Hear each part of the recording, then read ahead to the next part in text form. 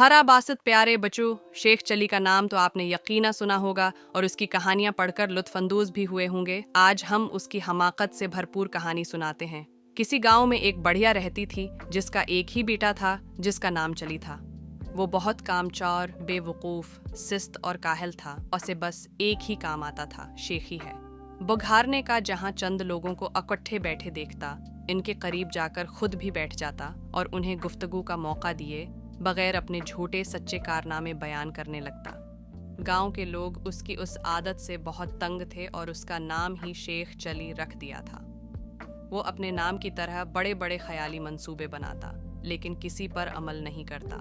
एक दिन उसके ख्याली पुलाव पकाने की आदत से चढ़कर एक शख्स ने उससे कहा, शेख साहब, आप इतने बड़े मंसूबे क्यों बनाते हैं?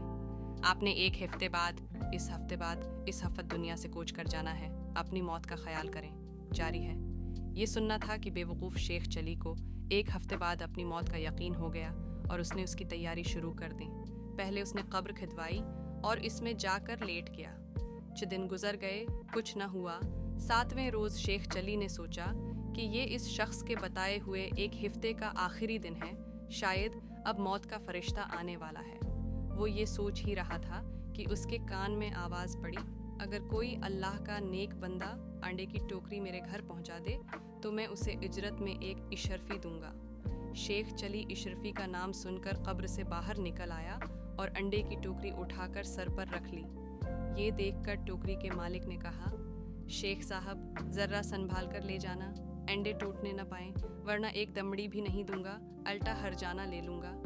शेख चली बड़े गुरूर से बोला, मियाँ साहब, मैं शेख चली हूँ, कोई छोटा मोटा शख्स नहीं हूँ, पूरा गांव मुझे जानता है। ये कहकर वो अंडे की टोकरी लेकर चल पड़ा। ख्याली पुलाव पकाने की तो आदत थी ही। सर पर इंडों की टोकरी रखकर रास्ता चलते हुए उसकी ज़हनी रो बहक गई और लगा ख्याली पुलाव पकाने। अंडे पहुंचाने की मजदूरी मुझे एक इशरफी मिलेगी, बड़ी रकम है, उससे मैं मुर्गी खरीदूंगा, वो अंडे देगी, अंडे बेचकर बकरी लूँगा जो बच्चे देगी, बकरी के बच्चे बेचकर गाय लूँगा, गाय दूध देगी, मेरे बच्चे दूध मांगेंगे तो मैं उनसे कहूँगा, ये लो दूध। आतना कहते हुए उसने टोकरा पकड़े दोनों हाथ हटा लिए, जिसकी वजह से वो ज़मीन पर गिर पड़ा और सारे अंडे टूट गए। अंडे के मालिक ने जब ये मंजर देखा तो वो आह वो बका करते हुए बोला, हाय मेरे अंडे। दूसरी तरफ शेख चली रोते हुए दहाई दे रहा था, हाय मेरे बच्चे। दोनों की आह वजारी सुनकर लोग जमा हो गए और शेख चली की बात सुनकर उसे बावर कराया कि तुम्हारी तो शादी भी नहीं हुई, बच्चे कहाँ से आ गए जो तुम रो रहे हो? हाँ, इंडों के मालिक का, तुमने जो नुकसान किया है उसका हर्जाना तुम्हें देना पड़ेगा। बात शेख चली की माँ तक पहुँची।